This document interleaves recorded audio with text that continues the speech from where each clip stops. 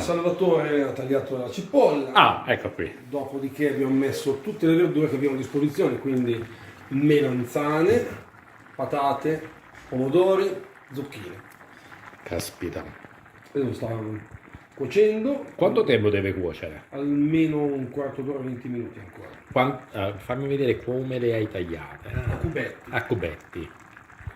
E hai messo tutto insieme in questa pentola con un po' d'acqua?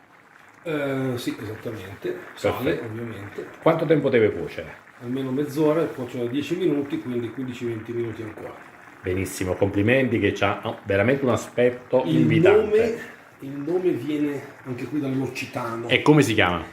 In dialetto è il fricandò, che sarebbe praticamente una cozzaglia di tutto quello che capita, questo è quanto. In Sicilia lo chiamano, anche se non è proprio così, è la caponata. La caponata, okay. Anche se la fanno non con tutte le verdure, ma in particolare con la melanzana. E l'origine di questa pietanza?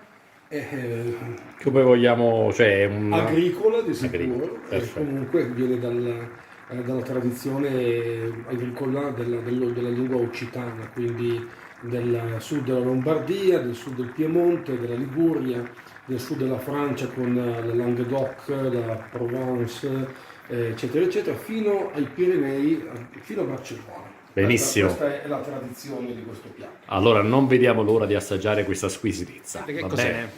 Ravioli alle ortiche con pancetta tesa affumicata.